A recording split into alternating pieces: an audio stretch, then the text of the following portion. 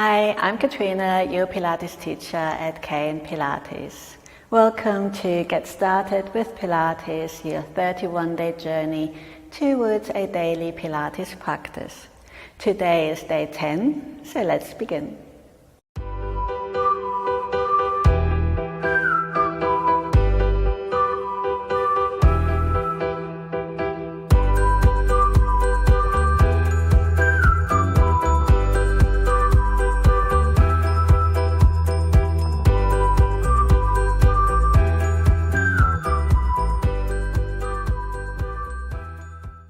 Today we will work in side lying, so you want to have a small cushion and just put that between the arm and the ear, and we've done this before where if this isn't comfortable for your shoulder, have your arm in front of you with a higher support for the head.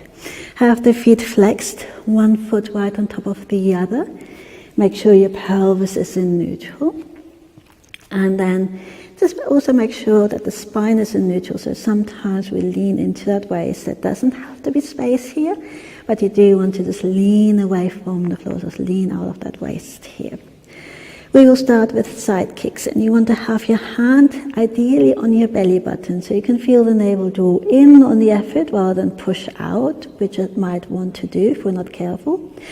And the other thing is, if we use the arm to balance, it's the arm that does that work rather than letting our core muscles to switch on and do that for us. But if you're really struggling, if that's not quite happening yet and you need a bit of support just to get going, that's absolutely fine as well.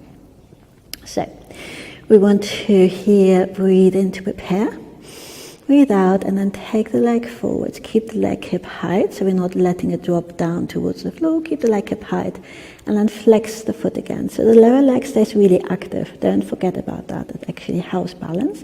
And then we do the same thing, lifting up, but not leaning the pelvis. And then lengthening back. This can be very tricky, so make this really small if need be. Breathe out, go forwards. Breathe in, return. And out.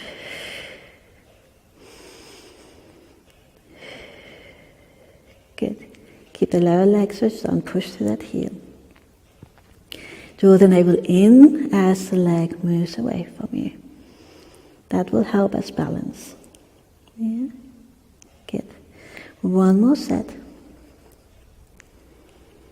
And up. And back. Good. We then connect those three dots. So we go forwards, up, and back. Again, keep the leg hip height as you go forwards, and then find hip height behind you. So it's quite tricky to know where that might be. So just do those three. Go the other way around. Back, up, and forward.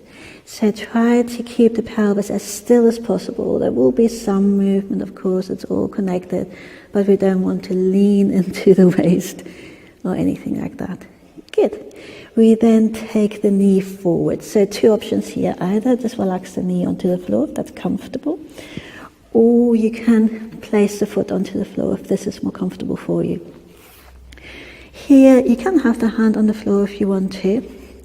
So I'm just going to go for this version, but do stay in that other position if that's better for you. And then push the heel away to lift the lower leg up. So we're not pushing the hip down to lift the leg. We extend the leg away from us, pushing through that heel. Breathe out to lift and into lower. Good.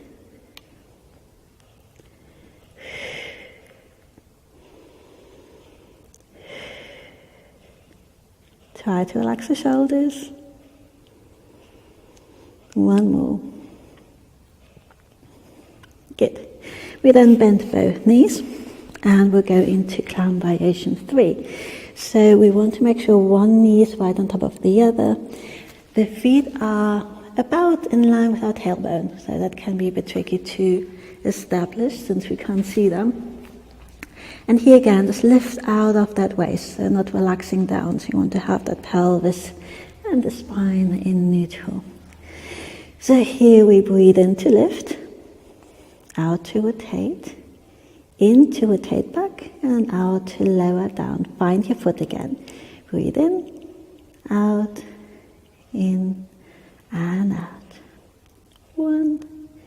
2, 3, and 4.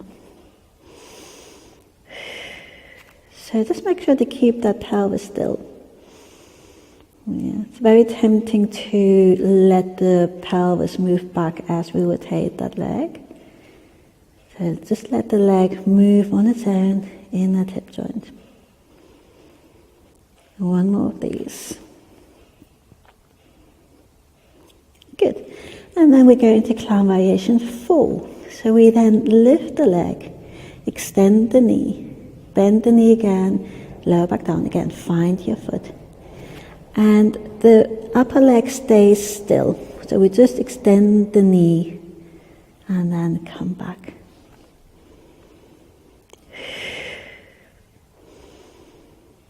Good. And you might feel some muscles switch on around here. If you do need to stop and rest in between, feel free to do that and then join back in once you're ready. 3 more of these.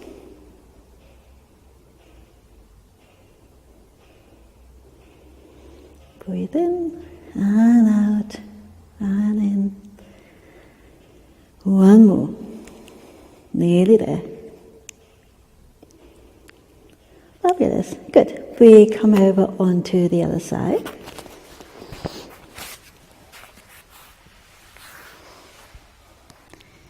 So here again for your setup, make sure your feet are flexed, one on top of the other, and it's a little bit in front of you. Couldn't decide there on which word to use. Make sure to lengthen this upper rib hip connection. Make sure not to lean back. It's very common.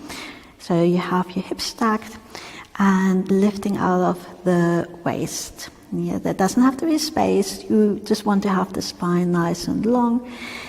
And then have your cushion between the arm and the ear, or have the arm in front of you with a support for your head. Ideally have the hand on the belly button. If that's a bit too much today, have your fingertips just slightly on the floor in front of you. Good. It's finding a really comfy position here. And then we started with our side kicks. So breathe in to prepare. Breathe out, float forwards. Breathe in, return. Breathe out to lift. Keep the length of the spine. Keep the leg hip width as you go back. So you'll notice that the upper body wants to go in or position to help balance. Try to resist that. Yeah. Make this really small if need be, just to start building up that strength. Draw the navel in as the leg moves away. Last one of these. We then connect those 3 dots 3 times. So you go up, back, and then around again. So I would breathe out on that circle. Breathe in to come through. We then reverse. Take the leg back, just hip height, up and over. And you might feel that it's a little bit different in the hip. Keep the lower leg really strong. That will help balance. One more. Back and forward. Well done. Take the knee forwards, and here again, if you prefer, have the foot on the floor, knee up. Extend the lower leg, push that heel as you lift. We just do about 8 of those. Breathe out to lift and in to lower. Relax the shoulders. Very often the shoulders want to help, but they don't really need to. Last 2. Really push the leg away from you.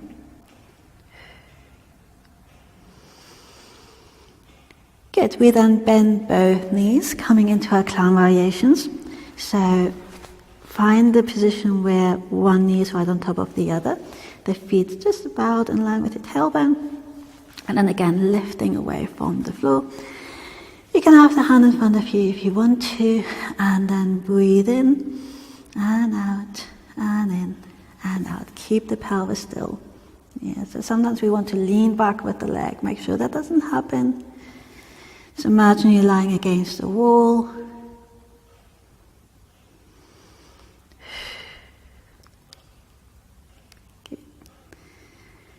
Breathe in and out, and in, and out. Last few.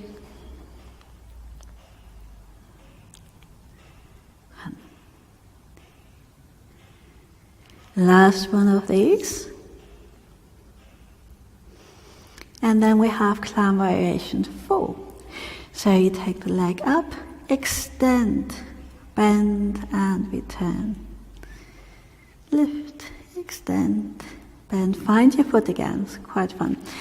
Make sure to lift away from that, out of the waist. Yeah, every now and then remember to sort of double check on a couple of things like relaxing the shoulders, relaxing the face and the jaw. Yeah. Good. Last 2. One more. And relax. And we're done.